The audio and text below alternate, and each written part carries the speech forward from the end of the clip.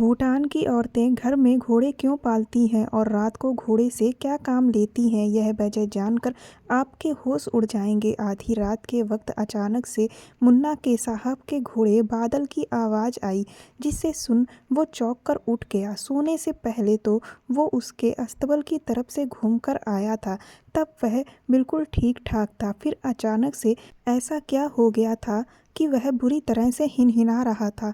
कुछ देर वो अपनी जगह पर लेटा रहा, क्योंकि रात काफ़ी हो गई थी। लेकिन जब उसे लगा कि बादल की आवाज़ कुछ नॉर्मल नहीं लग रही है, बल्कि हमेशा से कुछ अलग है, जैसे उसे कोई परेशानी हो रही है, तो उससे रहा नहीं गया। उसकी देखभाल उसकी जिम्मेदारी तो नहीं थी, लेकिन बेजुबान जानवर की फिक्र के कारण वो खुद को रोक ना पाया। इसीलिए आधी रात को अपना बिस्तर छोड़कर वो कमरे से बाहर निकल आया। बाहर बहुत ज़्यादा ठंड थी। उसे लगा शायद उसे ठंड की वजह से कोई तकलीफ हो रही थी। जैसे ही वो अस्तबल के पास पहुंचा, तो वहां के नज़ारे को देख उसके होश उड़ गए। उसे अपनी आंखों पर यकीन नहीं आया। उसकी मालकिन पति के सामने पहने जाने वाले कपड़े पहनकर अपने घोड़े के साथ जिस तरह खड़ी थी, उसे बहुत ही शर्म महसूस हो रही थी। उसकी मेम साहब गोरी चिट्ठी और खूबसूरत औरत थी। उसके काले लंबे बाल कमर तक झूल रहे थे और चांद की रोशनी में वह कोई खूबसूरत सी परी लग रही थी, जो उस वक्त शायद अपने आप में नहीं थी।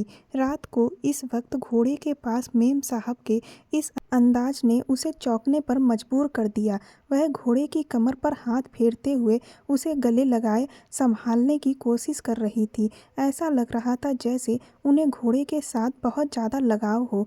मेम साहब का यह अंदाज ऐसा था जैसे वो उसे उकसा रही हो। लेकिन आधी रात को मेम साहब यहाँ पर किस मकसद से आई थीं, यह बात उसे समझ नहीं आई। और फिर जब घोड़ा कुछ खामोश हुआ, तो मालकिन ने उसकी जुबान अपने पेट पर लगवाई और पेट चटवाने लगी। उसके बाद घोड़े के पेट पर हाथ फेरते हुए उसकी टांगों के पास बैठ गईं।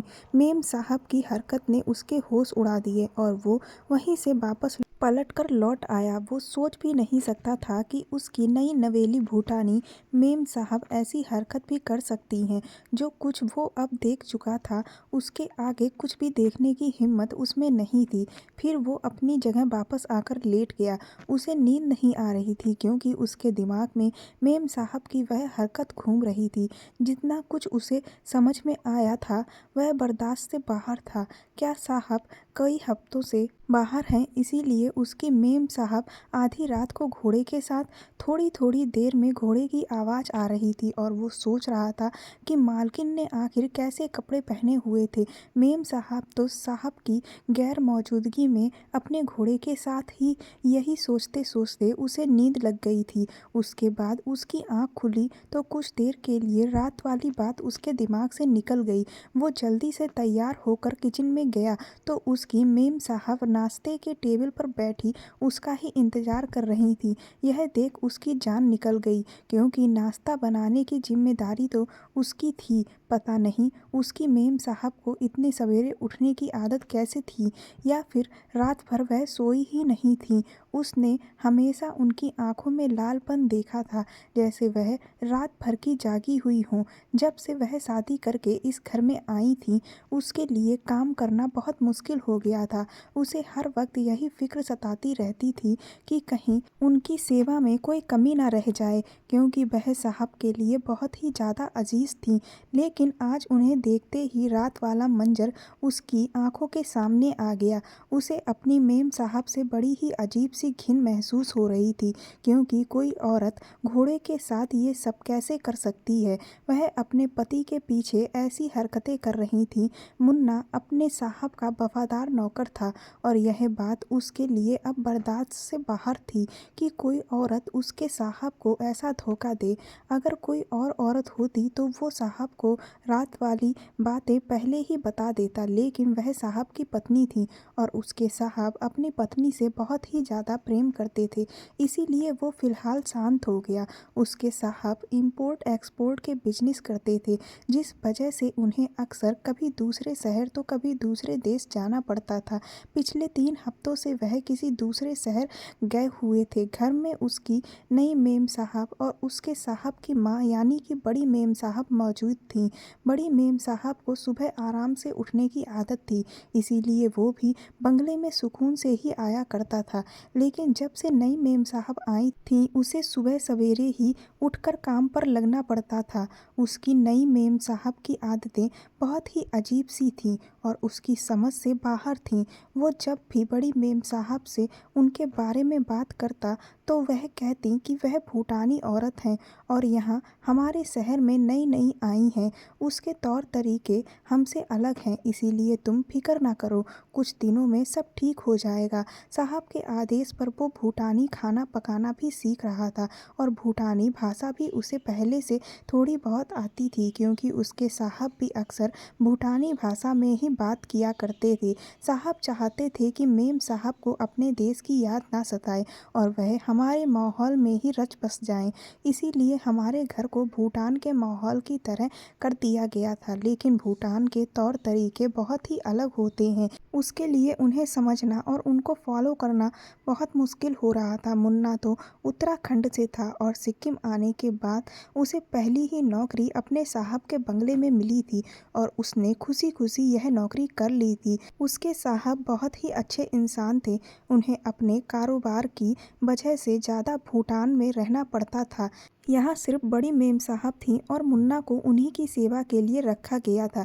इतने बड़े बंगले में अकेली बड़ी मेम साहब के लिए उसे ज़्यादा काम नहीं करना पड़ता था, इसीलिए वो बहुत सुकून से अपनी नौकरी कर रहा था। साहब को भूटान में रहते रहते भूटानी बोलने की आदत हो चुकी थी।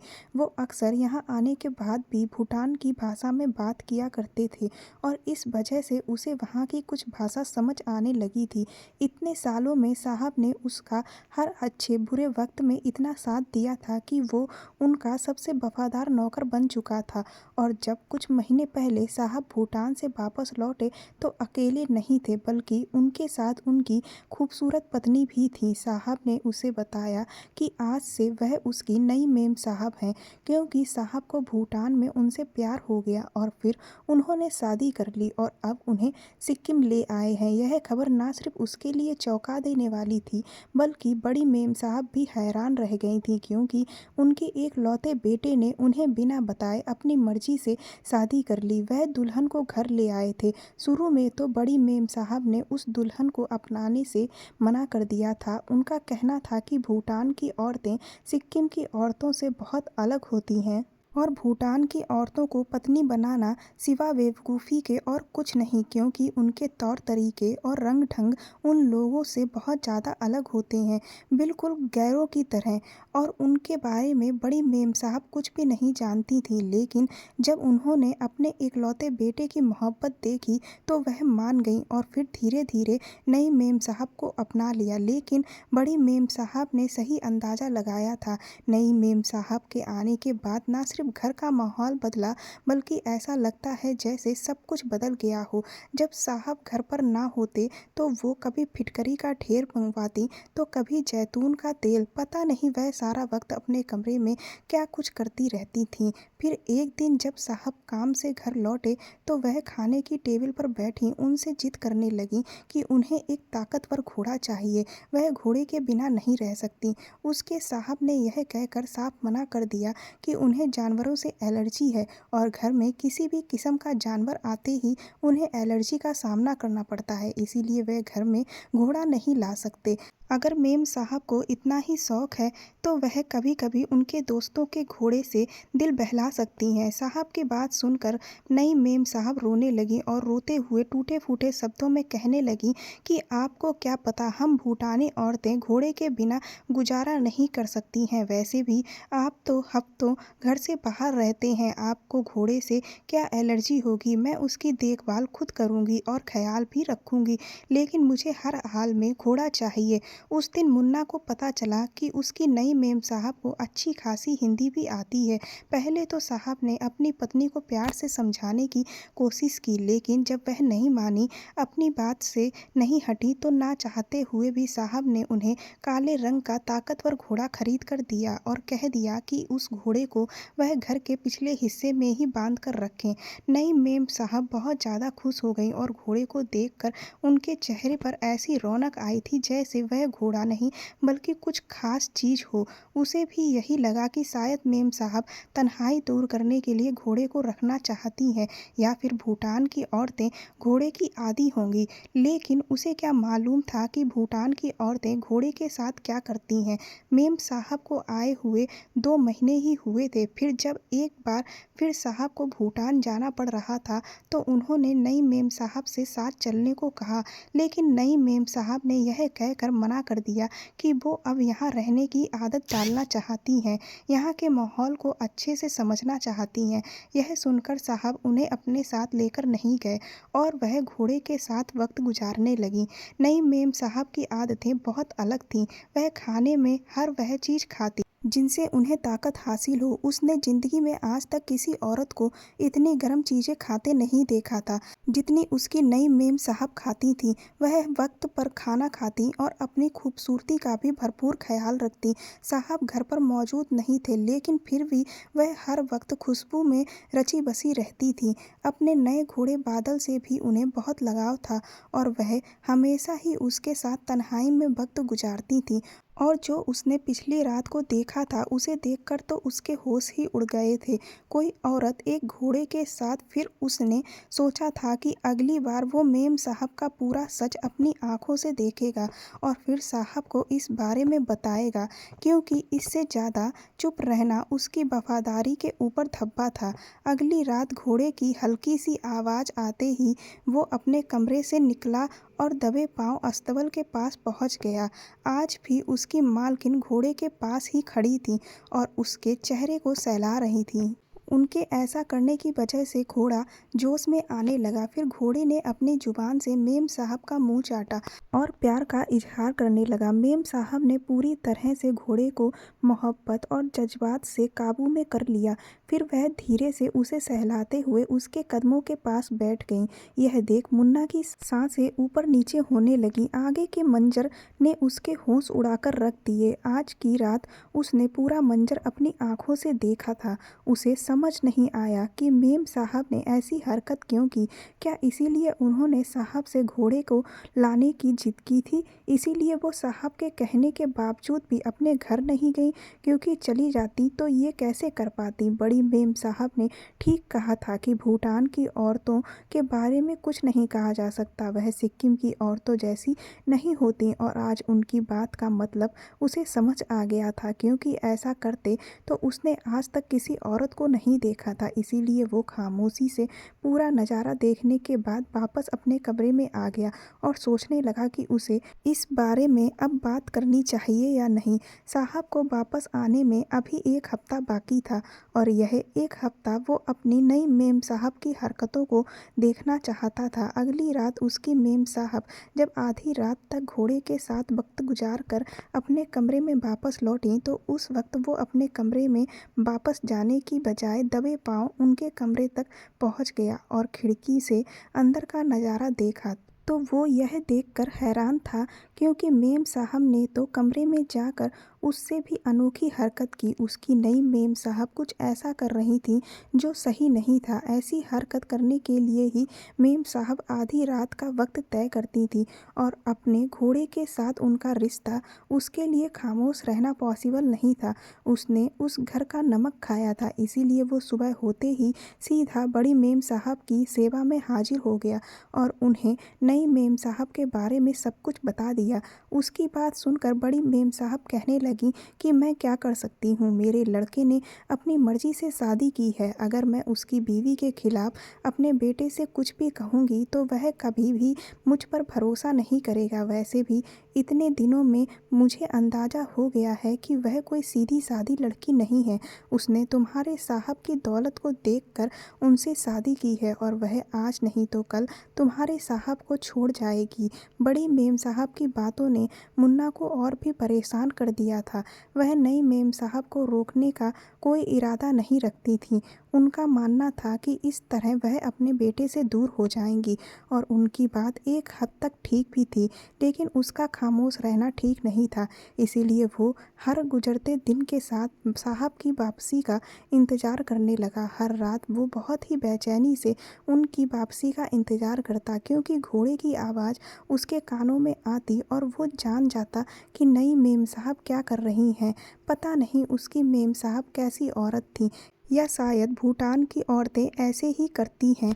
पूरा एक हफ्ता गुजरने के बाद जब साहब वापस आए तो आते ही नई मेम साहब को गले से लगाया और अपने प्यार का इजहार करने लगे। वो तो पीछे खड़ा था और यह सोचने लगा कि पता नहीं उसे उनसे बात करनी चाहिए या नहीं। अगर साहब को उसकी बात का यकीन नहीं हुआ तो उसकी 7 साल पुरानी नौकरी को खतरा हो सकता है, और अगर उनकी पत्नी अपने किए का इकरार नहीं करती तो उसका क्या होगा। वो किस तरह साहब के सामने खुद को सही साबित करेगा, और उनकी पत्नी आखिर इस बात का इकरार करेंगी ही क्यों कि उनकी गैर मौजूदगी में आधी रात को वो घोड़े के साथ क्या कर रही हैं। जब उसके साहब आराम करने के बाद कमरे से बाहर निकले तो उसे अपने पास बुलाकर घर के बारे में बात करने लगे, जैसे कि वह हमेशा करते थे। तब उसे मौका सही लगा कि वो साहब को नई मेम साहब की हकीकत बता दे। साहब उस पर भरोसा करते हैं या नहीं करते ये उन पर है। यही सब सोचकर उसने साहब को बता दिया कि रात के अंधेरे में उनकी पत्नी किस हालत में घोड़े के पास आया करती थी। उसकी बात सुनकर साहब बेयकीनी से उसकी तरफ देखते हुए कहने लगे, यह कैसे मुमकिन है। मानता हूँ कि उसे घोड़े से बहुत लगाव है, लेकिन इसका मतलब यह नहीं कि वह ऐसी हरकत करे, और भला ऐसा करके उसे क्या हासिल होगा। वह तो मुझसे बहुत प्यार करती है और हमारी ज़िंदगी में किसी चीज़ की कोई कमी नहीं है। उसने साहब के आगे सर झुकाया और कहा कि मेरा काम आपसे वफादारी निभाना था। बाकी मेम साहब क्या करती हैं और क्यों करती हैं, ना ही यह जानना मेरा मसला है और ना ही मुझे इस बात से कोई मतलब है। लेकिन मुझे डर था कि कहीं मेरा मुंह बंद रखना आपको नुकसान ना पहुंचा देता, क्योंकि जो मेम साहब कर रही हैं उससे आपको नुकसान हो सकता है। उसकी बात सुनकर साहब शांत हो गए और उन्होंने अपनी पत्नी को बुलाया और कहा कि मैं आज की रात दूसरे शहर जा रहा हूँ, इसीलिए एक बार फिर तुम्हें अकेले रहना होगा। साहब की बात सुनकर नई मेम साहब थोड़ी देर खामोश रहीं, फिर कहने लगी कि जल्दी वापस आ जाइएगा। साहब चुपचाप रात का अंधेरा होने से पहले ही घर से निकल गए। जब मुन्ना रात को अपने कमरे में पहुंचा तो साहब को वहां बैठा देखकर हैरान रह गया। वो समझ गया कि साहब सब कुछ अपनी आंखों से देखना चाहते हैं। फिर रात को जैसे ही घोड़े की हिनहिनाने की आवाज़ आई तो साहब कमरे से निकल गए और अस्तबल तक पहुंच गए। उन्होंने खुद अपनी आंखों से अपनी पत्नी को घोड़े की टांगों के करीब बैठे हुए देख लिया था। साहब को तो यकीन नहीं आ रहा था कि उनकी पत्नी ऐसा भी कुछ कर सकती हैं। वो फौरन नई मेम साहब के पास पहुंच गए। उनको देखकर मेम साहब के चेहरे का रंग उड़ गया, और जब साहब ने गुस्से में उनसे सवाल जवाब शुरू किए तो उनकी बोलती बंद हो गई। साहब का गुस्सा हद से ज़्यादा बढ़ा तो मेम साहब रोने लगी, और फिर उन्होंने एक ऐसी सच्चाई बताई जिसे सुनकर मुन्ना और साहब दोनों ही हैरान रह गए। मेम साहब ने रोते रोते बताया कि जब वह शादी करके साहब के साथ इस घर में आई तो यहाँ सब कुछ उनके लिए नया था। उन्हें यहाँ के रस्मों रिवाज के बारे में कुछ नहीं पता था और ना ही इस देश की आदत थी।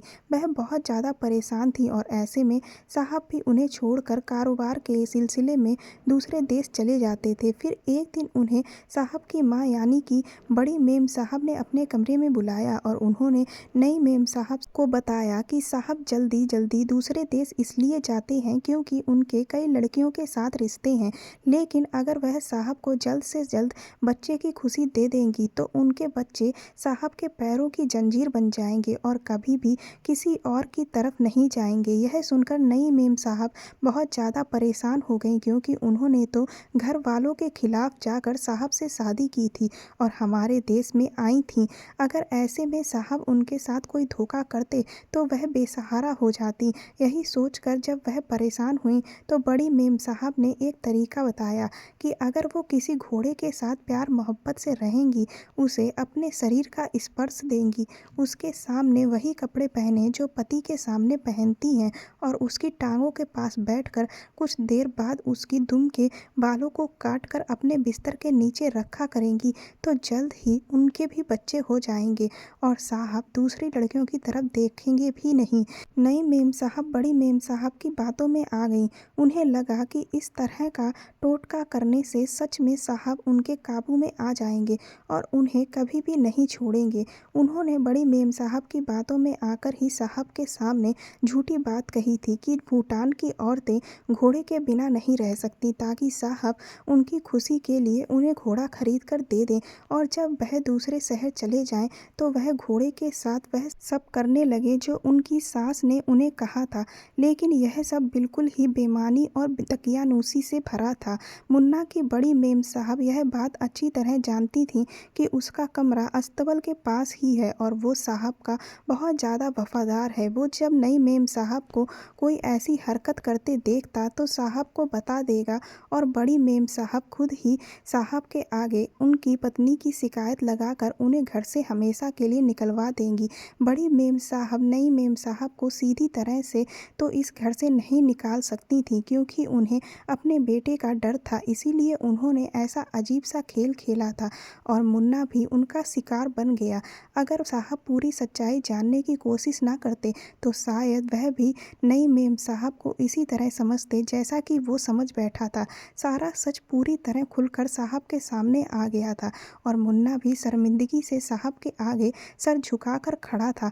उसने उनसे माफ़ी मांगी तो उन्होंने खुले दिल से उसे माफ़ कर दिया क्योंकि उसका असली कसूरवार वो नहीं बल्कि उनकी माँ थी। बड़ी मेम साहब ने खुद अपने मुंह से इस बात को मान लिया था कि वह भूटान की औरत को अपनी बहू नहीं बनाना चाहती हैं बल्कि किसी खानदानी लड़की से साहब की शादी करवाना चाहती हैं, क्योंकि बड़ी मेम साहब को ये पक्का यकीन था कि भूटान की औरतें अच्छी नहीं होती हैं। लेकिन फिर भी कुछ ही सालों में नई मेम साहब ने अपनी सेवा और प्यार से बड़ी मेम साहब का दिल जीत लिया था। हर औरत सिर्फ और सिर्फ मोहब्बत की ख्वाहिशमंद होती है और अगर उसे किसी रिश्ते से मोहब्बत मिले तो वह बदले में भी मोहब्बत ही देती है और यह बात नई मेम साहब ने सही साबित कर दी थी कि मोहब्बत का ताल्लुक किसी जुबान या भाषा से नहीं बल्कि दिल से होता है। कहने को मुन्ना भी उस घर का एक नौकर था, लेकिन नई मेम साहब उससे भी बहुत इज्जत से पेश आती हैं। उनका घोड़ा